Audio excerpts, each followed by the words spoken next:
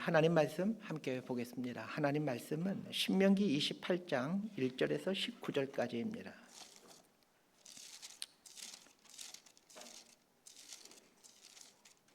신명기 28장 1절에서 19절까지 말씀 번갈아 가면서 읽도록 합니다. 제가 먼저 읽겠습니다.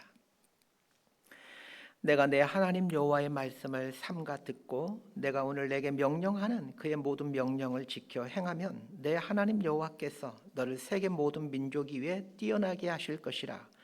내가 내 하나님 여호와의 말씀을 청종하면 이 모든 복이 내게 임하며 내게 이르리니 성읍에서도 복을 받고 들에서도 복을 받을 것이며 내 몸의 자녀와 내 토지의 소산과 내 짐승의 새끼와 소와 양의 새끼가 복을 받을 것이며 내 광주리와 떡반죽 그릇이 복을 받을 것이며 내가 들어와도 복을 받고 나가도 복을 받을 것이니라. 여호와께서 너를 대적하기 위해 일어난 적군들을 내 앞에서 패하게 하시리라. 그들이 한 길로 너를 치러 들어왔으나 내 앞에서 7길로 도망하리라. 여호와께서 명령하사 내 창고와 내 손으로 하는 모든 일에 복을 내리시고 내 하나님 여호와께서 내게 주시는 땅에서 내게 복을 주실 것이며 여호와께서 내게 맹세하신 대로 너를 세워 자기의 성민이 되게 하시리니 이는 내가 내 하나님 여호와의 명령을 지켜 그 길로 행할 것임이니라. 땅의 모든 백성이 여호와의 이름이 너를 위하여 불리는 것을 보고 너를 두려워하리라. 여호와께서 내게 주리라고 내 조상들에게 맹세하신 땅에서 내게 복을 주사 내 몸의 소생과 가축의 새끼와 토지의 소산을 많게 하시며 여호와께서 너를 위하여 하늘의 아름다운 보고를 여시사 내 땅의 때를 따라 비를 내리시고 내 손으로 하는 모든 일에 복을 주시느니 내가 많은 민족에게 꾸어줄지라도 너는 꾸지 아니할 것이요 여호와께서 너를 머리가 되고 꼬리가 되지 않게 하시며 위에만 있고 아래에 있지 않게 하시리니 오직 너는 내가 오늘 내게 명령하는 내 하나님 여호와의 명령을 듣고 지켜 행하며 내가 오늘 너희에게 명령하는 그 말씀을 떠나 좌로나 우로나 치우치지 아니하고 다른 신을 따라 섬기지 아니하면 이와 같으리라. 내가 만일 내 하나님 여호와의 말씀을 순종하지 아니하여 내가 오늘 내게 명령하는 그의 모든 명령과 규례를 지켜 행하지 아니하면 이 모든 저주가 내게 임하며 내게 이를 것이니 내가 성읍에서도 저주를 받으며 들에서도 저주를 받을 것이요 또 내 광주리와 떡반죽 그릇이 저주를 받을 것이요 내 몸의 소생과 내 토지의 소산과 내 소와 양의 새끼가 저주를 받을 것이며 19절 함께 읽습니다. 내가 들어와도 저주를 받고 나가도 저주를 받으리라. 아멘. 기도하겠습니다.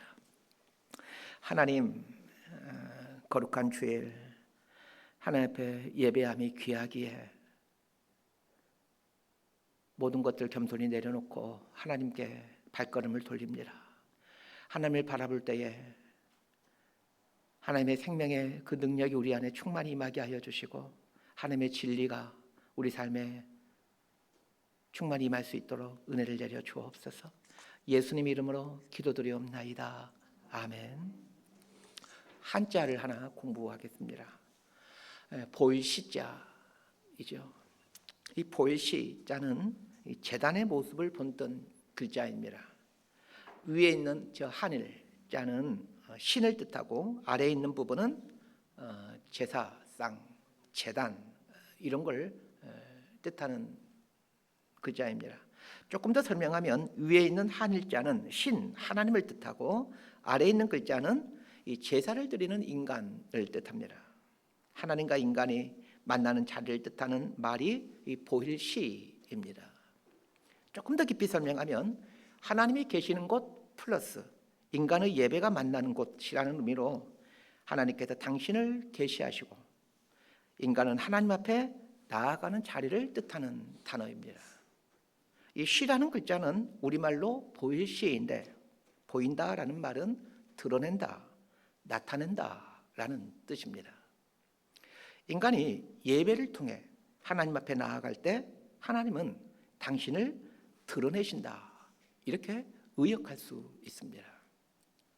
이번에 배울 한자는 이 복이라는 글자와 화, 재앙, 재앙화라는 글자입니다. 이 두 글자는 정반대의 뜻을 갖고 있습니다.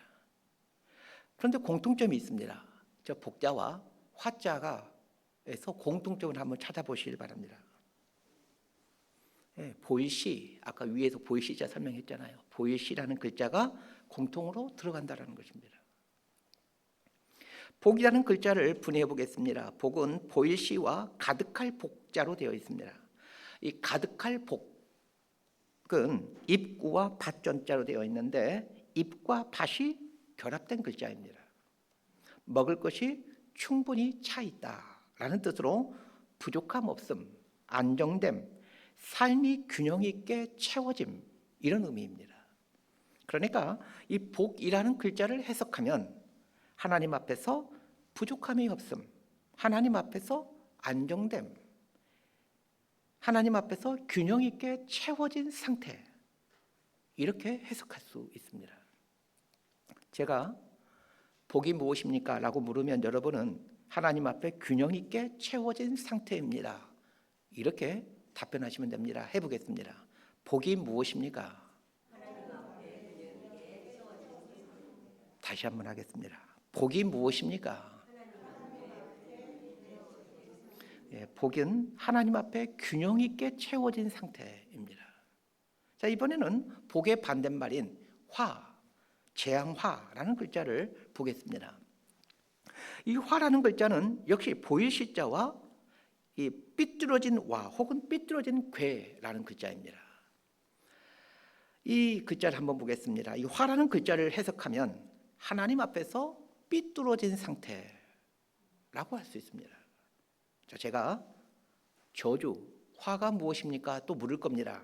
그러면 여러분은 하나님 앞에서 삐뚤어진 상태입니다, 이렇게 답변하시면 됩니다.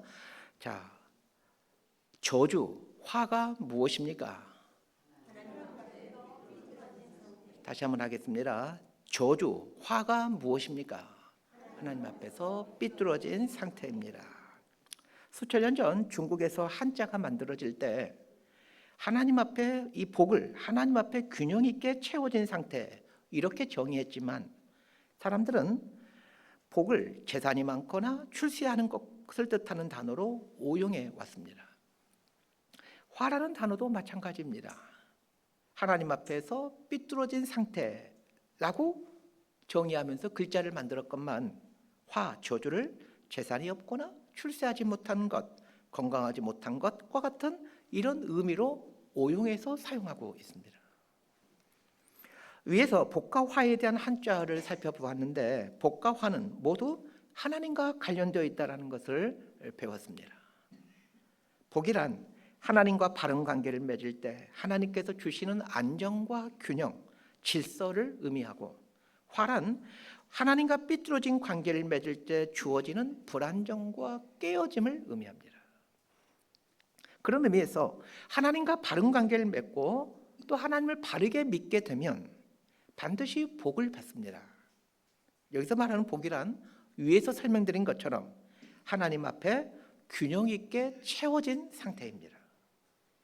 반대로 하나님을 바르게 믿지 못하거나 혹은 하나님과 상관없이 살게 되면 반드시 화, 저주를 받습니다.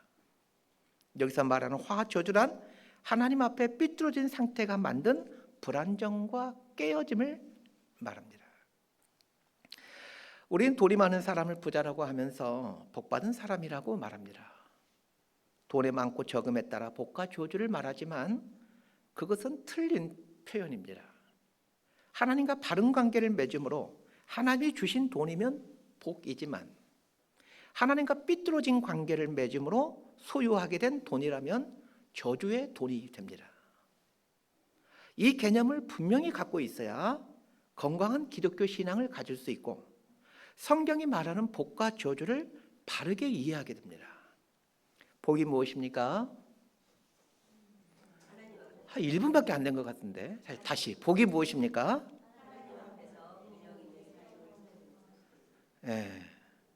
하나님 앞에 균형 있게 채워진 상태. 자, 저주는 무엇입니까? 하나님 앞에 삐뚤어진 상태입니다.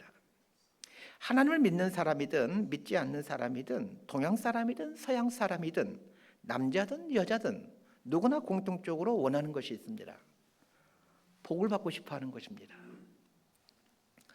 새해 인사도 새해 복 많이 받으세요입니다. 새해 복 많이 받으세요가 새해 인사가 될 만큼 사람들은 복 받는 것을 좋아합니다. 자, 그런데 새해 복 많이 받으세요라는 말을 아마 여러분 연초에 많이 들었을 겁니다. 복을 받던가요? 그렇지 않습니다. 복이라는 한자가 잘 보여주듯 복은 하나님과 밀접한 연관이 있습니다. 복은 하나님이 주시는 것입니다. 하나님은 복 주는 걸 아주 좋아하시는 분입니다.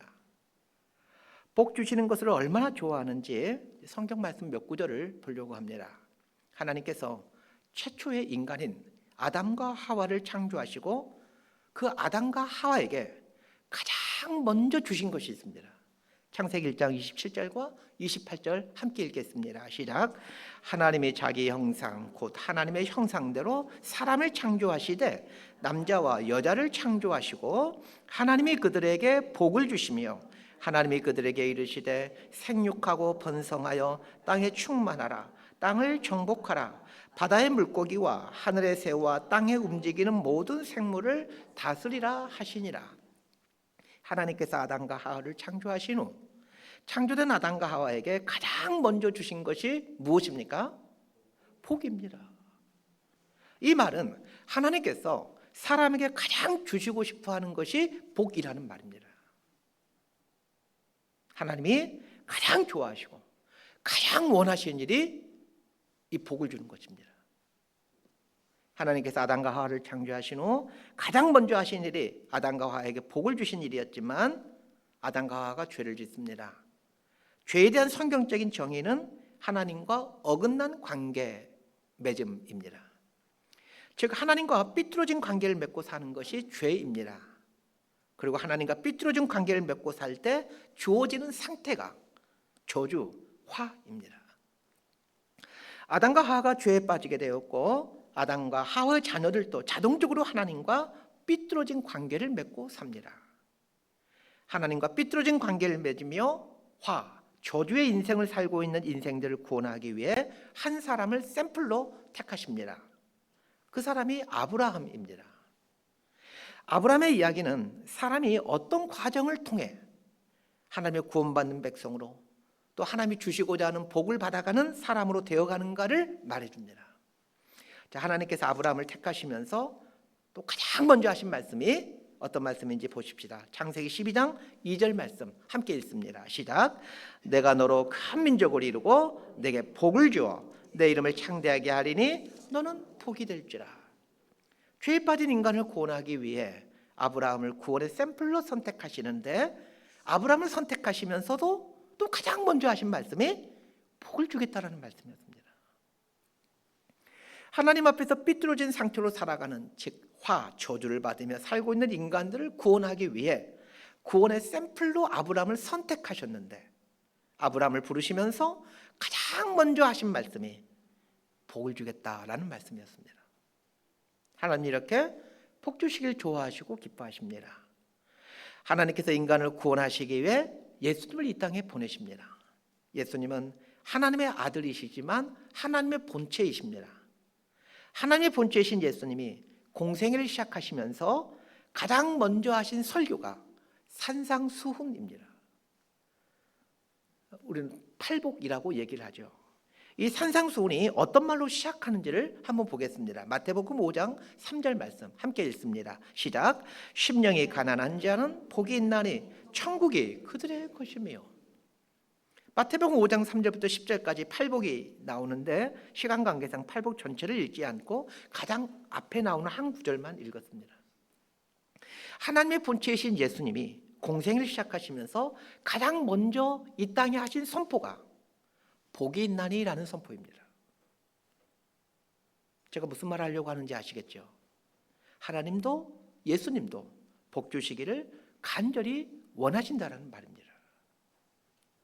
오늘 보면 1절부터 15절까지에는 복을 받을 것이다 라는 말이 나옵니다. 우리 성도님들이 참 좋아하는 말씀이죠. 신명기 28장 1절부터 11절까지 들어가도 복을 받고 나가도 복을 받고 네 떡강주도 복을 받고 복을 받고 복을 받고 복을 받고 참 성도님이 좋아하는 말입니다.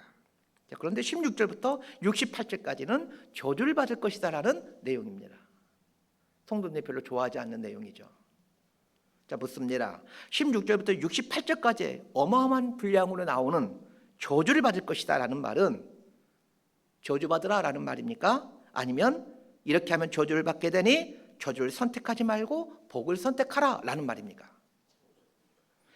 예. 저주를 받을 것이다 라는 말은 저주 선택하지 말고 복을 선택하라 라는 말입니다. 그러니 저주를 받을 것이다 라는 이 말씀들 역시 복을 주고 싶다 라는 말씀입니다. 오늘 설교 다 잊어버려도 이 한 가지는 꼭 기억했으면 합니다. 하나님은 우리에게 복을 주시는 것을 너무 좋아하시는 분이시다 라는 것 기억했으면 합니다.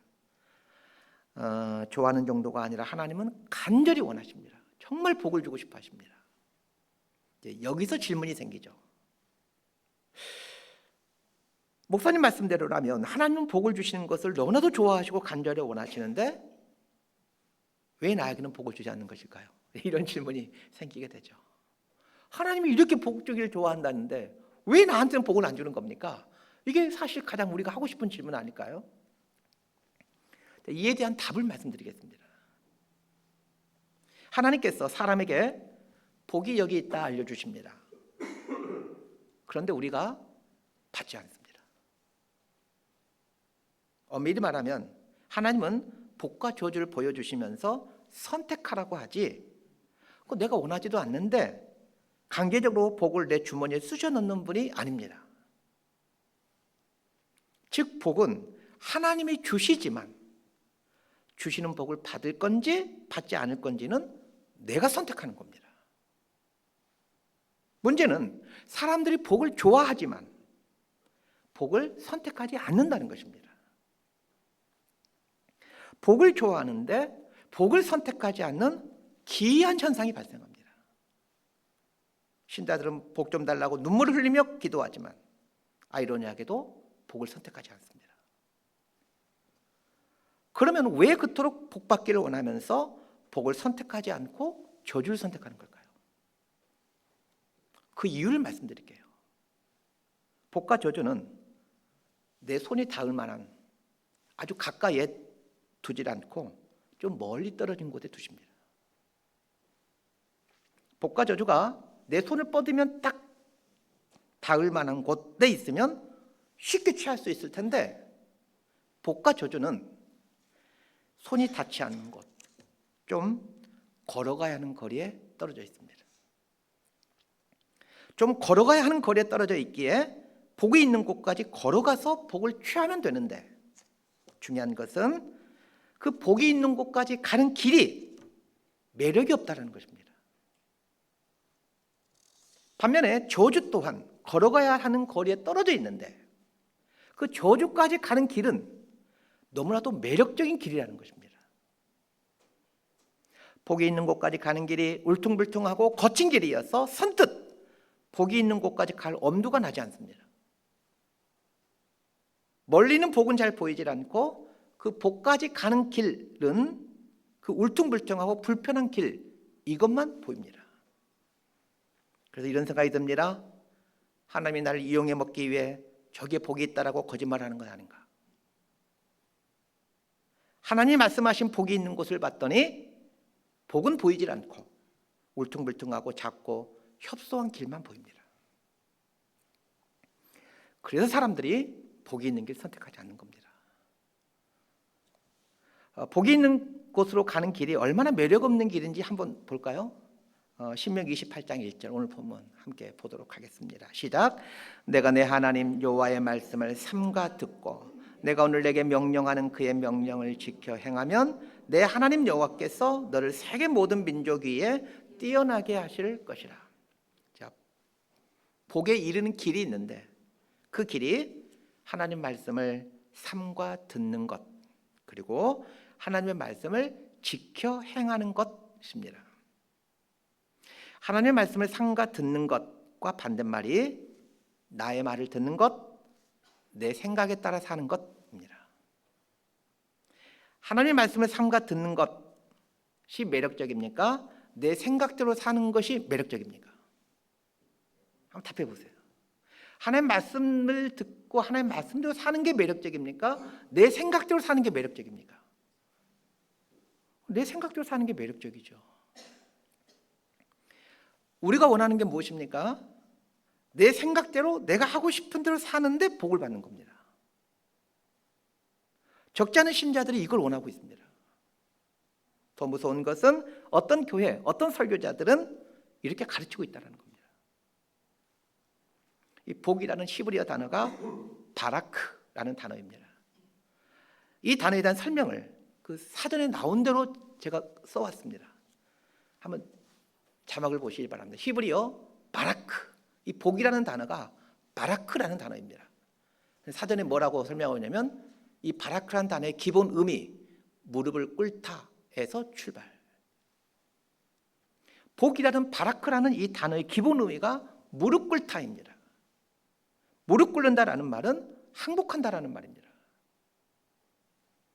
항복한다라는 말의 의미를 깊이 생각해 보아야 합니다. 도대체 무엇에 대해서 항복한다는 얘기입니까? 나의 생각에 대해서 항복하는 겁니다. 나의 생각에 대해서 항복하고 하나님의 생각을 받아들이겠습니다. 이게 무릎 꿇다, 바라크의 의미입니다. 내 생각에 대해서 항복하고 하나님의 생각을 받아들이는 것, 그것이 복입니다. 신자들이 주일에 교회에 오는 것은 내 생각에 대해서 항복하고 하나님의 생각을 받아들이기 위해서입니다. 그래서 주일에 교회에 올 때는 내가 갖고 있던 생각들을 내려놓겠다, 내 생각에 대해서 항복하겠다, 이 각오를 하고 교회에 와야 합니다. 그러나 실상은 어떻습니까? 주일에 교회에 와서 자기 생각, 자기 주장을 합니다. 자기 생각, 자기 주장에 대해 항복하고 하나님의 생각을 받아들이기 위해 주일에 교회에 오는데 자기 생각, 자기 주장을 강화시키기 위해 교회에 오는 분들 많습니다. 이런 분들이 많을수록 교회는 시끄럽고 싸움이 그치지 않습니다. 주일에 교회에 올 때마다 내 생각에 대해 항복하는 연습을 하고 하나님의 생각을 받아들이는 습관이 되면 그 사람은 복에 이르는 길로 걸어가고 있는 겁니다. 그런데 내 생각, 내 주장에 대해 항복하고 하나님의 생각과 하나님의 주장을 받아들이는 것이 이 복이 있는 곳으로 가는 길인데, 중요한 것은 이 내 생각은 나도 모르게 자동적으로 생긴다는 것입니다. 반면에 하나님의 생각, 하나님의 주장은 배워야만 한다는 것입니다. 어떻게 하면 내 생각대로 사는지 아십니까? 가만히 있으면 내 생각대로 삽니다. 아무것도 하지 않고 가만히 있으면 자동적으로 내 생각 만들어지고 자동적으로 내 생각한 대로 살게 됩니다. 그러니 내 생각대로 살고 싶은 것은 아무것도 안 하고 있으면 됩니다. 내 생각대로 살지 않기 위해서는 의지를 다해 하나님 말씀 앞에 서야 합니다. 사람에게 자유의지를 주신 이유가 이것 때문입니다. 자유의지를 통해 내 생각에 대해서 항복하고 하나님 생각을 받아들일 수 있게 됩니다. 저희 부부가 저녁 9시에 성경 말씀을 읽습니다. 5장씩을 읽는데 제가 질문 드립니다. 제가 제 아내와 저녁 9시에 성경을 읽는데 성경 읽으려고 하기 전에 성경 읽는 시간이구나, 너무 좋다, 이럴까요? 아니면 안 읽고 싶은데 그냥 쉬고 싶은데 이럴까요? 앞일까요, 뒤일까요? 말씀 잘하셔야 돼요. 앞일까요, 뒤일까요? 성경 읽는 시간이 너무 좋다, 이럴까요? 또 성경 읽어야 되나? 안 읽으면 안 되나? 앞일까요, 뒤일까요? 네? 뒤일 것 같으세요? 저를 어떻게 보시고? 여러분, 목사도 성경 읽는 거 좋아하지 않습니다. 무슨 말입니까? 하나님 말씀을 삼가 듣는 것 매력적이지 않는 일이라는 말입니다. 매력적이지 않지만 하나님 말씀에 복이 있고 하나님 말씀에 사람이 살아야 될 도리가 있다는 것을 알고 있기에 하기 싫지만 매력적이질 않지만 내 자유의지를 복종시켜 성경 앞에 서는 겁니다. 사람은 본래부터 하나님 말씀 듣는 거 싫어하고 본래부터 말씀대로 행하는 것 좋아하지 않습니다. 오늘 본문을 보시면 하나님 말씀을 듣고 지켜 행하면 여러 가지 복들이 임하게 된다라고 말합니다. 위에서 했던 말로 바꿔 표현하면 하나님 말씀을 듣고 지켜 행하면 여러 가지 복이 놓여 있는 곳에 이르게 된다, 이렇게 번역할 수 있습니다. 그런데 다시 말씀드리지만 하나님 말씀을 듣고 지켜 행한다라는 말은 내 생각을 항복시키고 하나님 생각을 받아들인다, 하나님 생각에 무릎 꿇는다 라는 말입니다. 내 생각을 항복시키고 하나님 생각을 받아들이는 것이 복에 이르는 길인데 그 복들이 구체적으로 무엇인지 보겠습니다.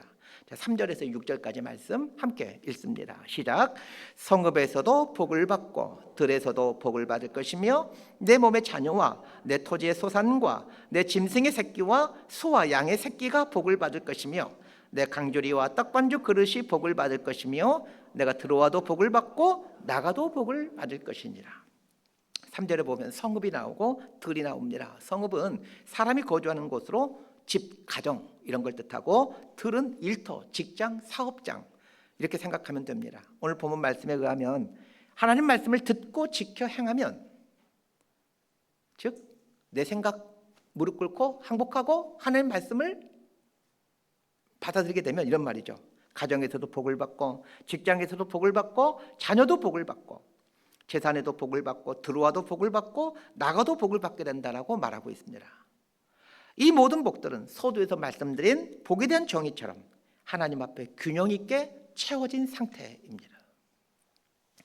자, 그런데 위에서 말씀드린 것처럼 복은 손을 뻗치면 닿을 수 있는 곳에 있지 않습니다. 상당히 멀리 떨어져 있어 잘 보이지 않습니다. 설상가상으로 복이 있는 곳까지 가는 길은 내 본성과 맞질 않아 매력적이질 않습니다. 그런데 하나님을 믿기에 하나님이 하신 말씀을 듣고 말씀대로 순종하다 보면 그 복이 보여질 만한 곳까지 이르게 됩니다.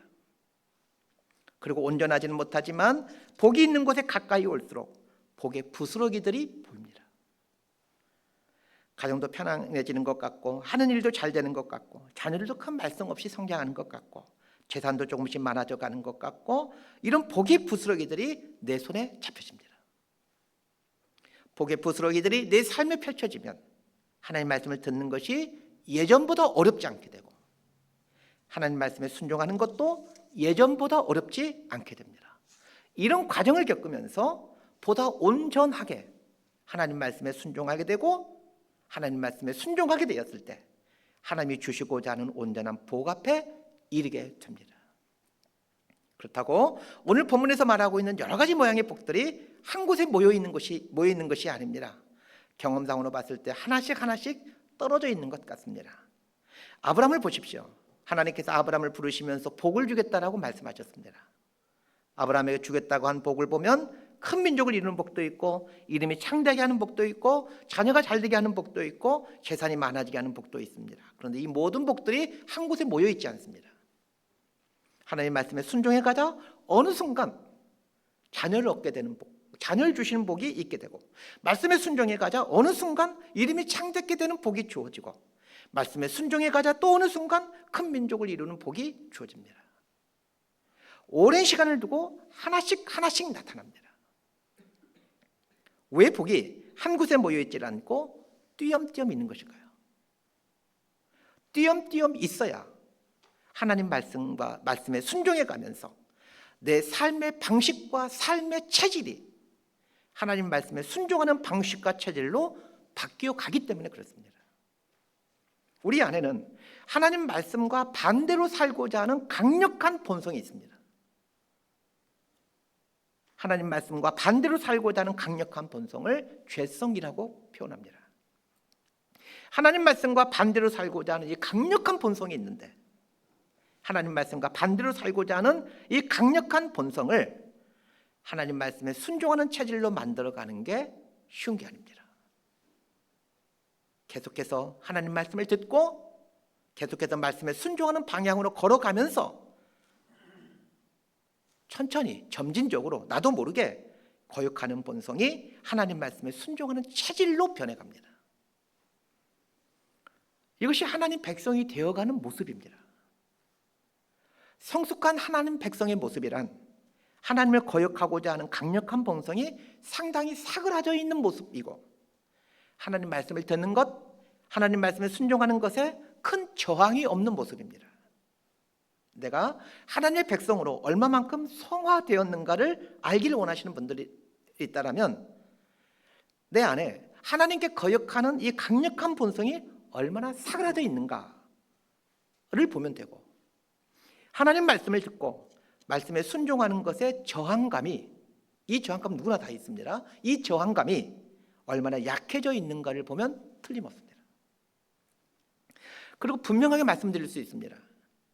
하나님을 거역하는 강력한 본성이 상당히 사그라져 있고, 하나님 말씀을 듣고 말씀에 순종하는 것에 대한 저항감이 상당히 약해져 있다면 그 사람의 삶에는 최소한 복의 부스러기들이 있을 겁니다. 저보다 8살 적은 동생이 있습니다. 몇 년 전 40세 초반 나이에 장로 임직을 받았는데 교인들 100% 찬송으로 투표를 했는데 100%가 나왔습니다. 장로에 선출되었습니다. 제 동생은 어렸을 때부터 저를 많이 따랐습니다.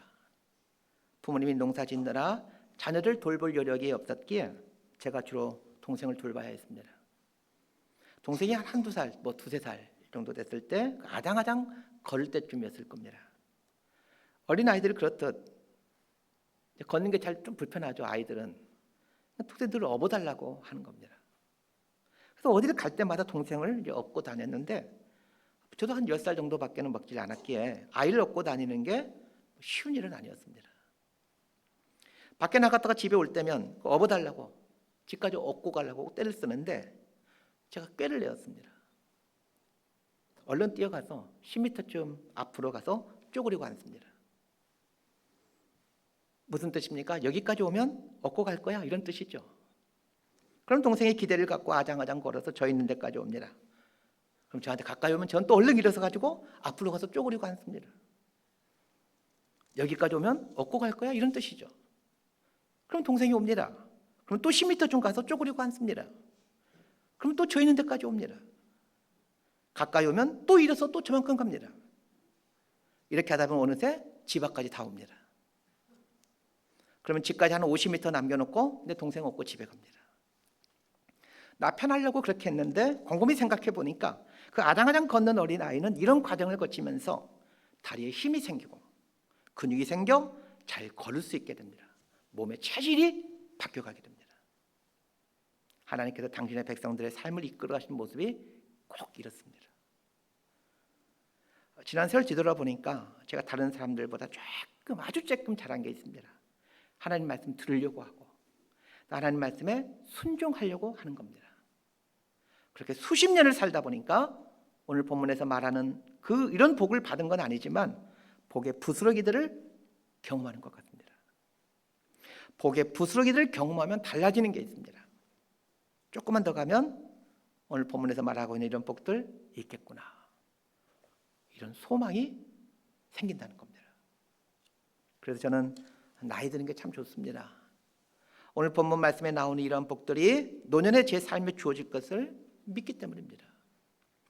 불순종한 게 훨씬 더 많았겠지만 아주 쬐끔이지만 순종해 보니까 복의 부스러기들을 받게 되면서 오늘 본문에서 말하는 복들이 제 시야권에 들어오기 시작한다는 겁니다. 그러면 이런 고백 자주 하게 됩니다. 산다는 건 참 복이구나. 산다는 건 복이구나. 이런 고백하게 됩니다. 8절과 9절 말씀 함께 읽도록 합니다. 시작. 여호와께서 명령하사 내 창고와 내 손으로 하는 모든 일에 복을 내리시고 내 하나님 여호와께서 내게 주시는 땅에서 내게 복을 주실 것이며 여호와께서 내게 맹세하신 대로 너를 세워 자기의 성민이 되게 하시리니 이는 내가 내 하나님 여호와의 명령을 지켜 그 길로 행할 것임이니라. 설교 준비하기 위해 본문을 묵상할 때 눈에 확 들어온 단어가 있었습니다. 9절에 나오는 맹세하신 대로라는 말입니다. 자, 질문 드릴게요. 우리가 하나님께 맹세하는 게 맞을까요? 하나님이 우리에게 맹세하는 게 맞을까요? 우리가 하나님께 맹세하는 게 맞지, 하나님께서 우리에게 맹세하는 거는 좀 어딘가 어색하고 불편해 보입니다. 그런데 오늘 보면 9절을 보니까 하나님께서 맹세하셨다라는 말이 나옵니다. 맹세하다라는 히브리어 단어가 세바라는 단어입니다.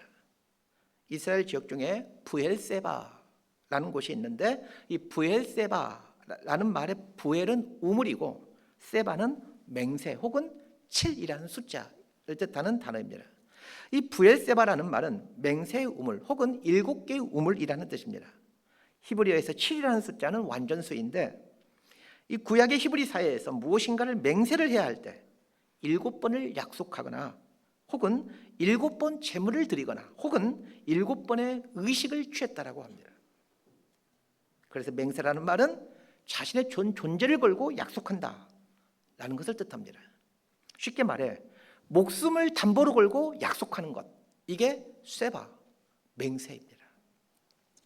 하나님께서 맹세하셨다라는 말은 하나님께서 당신의 목숨을 걸고 약속하셨다라는 말입니다.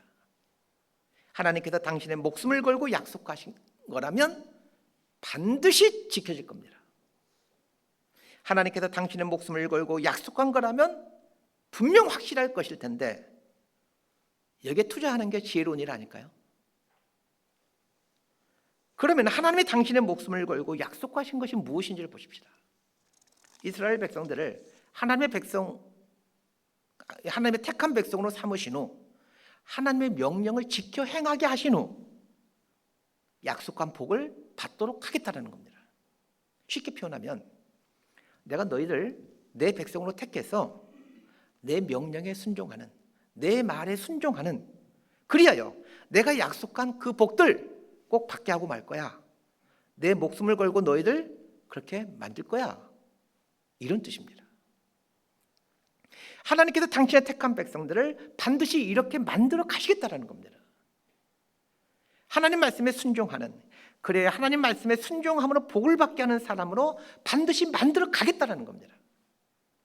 이 말을 보면 우리 삶에 왜 종종 심판이 오고 징벌이 오는지 그 이유를 금방 알게 됩니다. 하나님께서 우리를 택하시고는 내가 반드시 너를 내 백성으로 만들어 버리고 말 거야. 그리하여 내 명령에 순종하는 백성을 만들어 내가 그토록 주고 싶어하는 그 복들 받게 해버리고 말 거야. 내 목숨을 걸고 약속해. 이렇게 말씀하셨기 때문입니다. 하나님은 당신의 목숨을 걸고 한 이 맹세대로 선택한 당신의 백성들을 하나님 말씀에 순종하는 사람으로 만들어 가십니다. 그런데 하나님께 선택당한 사람이 하나님 뜻대로 살지 않고 자꾸 자기 생각대로, 자기 본성대로 사는 겁니다. 그러면 하나님이 어떻게 할까요? 포기할 수 없죠. 하나님 백성으로 만들어 하나님이 약속하신 복을 받게 하겠다라고 당신의 목숨을 걸고 약속했는데 하나님이 죽을 수는 없잖아요. 그래서 어떻게 합니까? 회초리 드는 거죠. 우리 삶에 하나님의 회초리, 즉 인생 막대기, 인생 고난에 있는 것은 당신이 택한 백성을 하나님 말씀에 순종하는 사람으로 만들어 하나님이 주시고자 하는 복을 누리며 살도록 하기 위해 하나님 말씀과 삐뚤어지게 살아가는 인생에게 회초리를 드시는 겁니다. 그러기에 인생 회초리를 맞을 때마다 나를 하나님 백성으로 만들어 하나님의 약속한 복을 받게 하는 사람으로 이 만들어 가시겠다라는 하나님의 사랑, 하나님의 열심을 보아야 합니다. 이거 볼 줄 아는 정도가 되면 신앙에 철이 좀 든 겁니다. 회초리 안 맞고 어른이 된 아이가 얼마나 되겠습니까? 종아리에 피멍 들면서 어른 되어가는 겁니다. 쉽게 어른 되지 않습니다. 믿음에 부유한 자들이 하나님이 약속하신 그 복 앞에 이르기까지 많은 인생 회초리 맞으면서 도달했습니다. 말씀 정리합니다. 지난주에 제 아내와 함께 읽은 성경이 열왕기상이었는데 열왕기상 11장 읽을 때 제 마음을 멈춰 세운 구절이 있습니다. 열왕기상 11장은 솔로몬이 하나님의 주신 복들을 누리다가 어느 순간 복이 중단되고 저주로 둔갑되는 이야기를 해주고 있습니다. 하나님 말씀을 삼가 듣고 하나님 말씀에 순종하며 살게 되자 온 천하의 왕들이 우러러보는 복을 누리며 살던 솔로몬이 어느 순간 저주의 인생으로 바뀌어버리게 됩니다. 그 원인을 열왕기상 11장 1절과 2절에서 말해주고 있습니다. 우리 함께 읽도록 합니다. 시작. 솔로몬 왕이 바로 딸에 의해 이방의 많은 여인을 사랑하였으니 곧 모압과 암몬과 에돔과 시돈과 헷 여인이라. 여호와께서 일찍이 이 여러 백성에 대하여 이스라엘 자손에게 말씀하시기를 너희는 그들과 서로 통혼하지 말며 그들도 너희와 서로 통혼하게 하지 말라. 그들이 반드시 너희의 마음을 돌려 그들의 신들을 따르게 하리라 하셨으나 솔로몬이 그들을 사랑하였더라. 하나님 말씀을 삼가 듣고 하나님 말씀에 순종하는 삶을 살아오므로 각종 복들을 누려왔던 솔로몬이 어느 순간 이방 여인과 통혼하지 말라, 그들과 통혼하게 되면 그들의 신들을 따르게 된다라는 이 하나님의 말씀을 삼가 듣지 않게 됩니다. 삼가 듣지 않으니 당연히 하나님 말씀에 순종할 수가 없죠. 결국 하나님 말씀을 듣지 않게 되었고, 하나님 말씀을 듣지 않게 되자 하나님 말씀에 순종하지 않게 되므로 복의 대명사였던 솔로몬의 삶에 복이 끊기고 저주가 임하게 됩니다. 정확히 말하면 솔로몬이 저주에 이르는 이 달콤한 길을 선택해버린 겁니다. 아까 위에서 말했죠. 저주에 이르는 길은 너무나도 달콤하다고. 복이 있는 곳으로 향하던 인생길을 돌이켜 저주, 화가 있는 이 달콤한 길로 돌이킨 솔로몬의 삶에 대해 성경은 이렇게 설명해 주고 있습니다. 열왕기상 11장 9절 말씀도 함께 보겠습니다. 시작. 솔로몬이 마음을 돌려 이스라엘의 하나님 여호와를 떠남으로 여호와께서 그에게 진노하시니라. 여호와께서 일찍이 두 번이나 그에게 나타나시고. 솔로몬이 마음을 돌렸다라고 표현하고 있습니다.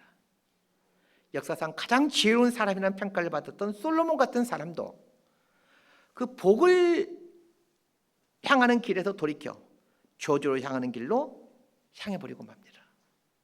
그 이유가 무엇입니까? 저주로 향하는 길이 너무나도 매력적이기 때문입니다. 저주로 향하는 길은 너무 매력적입니다. 그래서 그 길 가고 싶을 겁니다. 가장 지혜로운 사람이라고 평가받던 솔로몬조차도 그 저주로 향하는 길이 너무 매력적이어서 그 길로 마음을 돌려버렸다면 평범하기 짝이 없는 저와 여러분 더욱더 조심해야 됩니다. 내 생각대로 살고 싶은 길, 그 길이 저주로 향하는 길입니다. 그러니 빨리 내 생각대로 살고 싶은 길을 중단하고 하나님이 말씀하신 길이 어떤 길인지를 알기 위해 하나님 말씀을 들으십시오. 그리고 하나님 말씀에 따라 사십시오. 하나님 말씀이 제시하는 길이 울퉁불퉁하고 좁아 전혀 눈길이 가지 않겠지만 그러나 그 길이 복으로 가는 길입니다. 인내심 있는 경청과 오랜 순종으로 이 길을 걷다 보면 어느 날 불현듯 내 눈앞에 하나님께서 말씀하신 그 복이 놓여있는 것 발견하게 될 겁니다. 하나님의 놓아주신 이 복 발견하고 또 소유하고 누리는 이런 복된 인생 사시기를 진심으로 소망하고 축복합니다. 기도하겠습니다. 하나님은 우리에게 복 주시기를 좋아하는 분임을 오늘 말씀을 통해 배웁니다.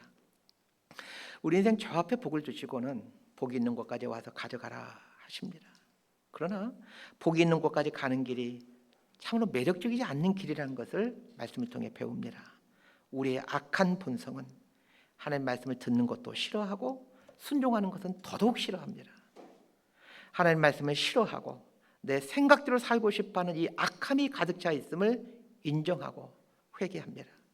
내 생각대로 살고 싶은 길이 매력적으로 보이지만 그러나 그 길에 결국에 저주가 놓여 있음을 깨닫기를 원합니다.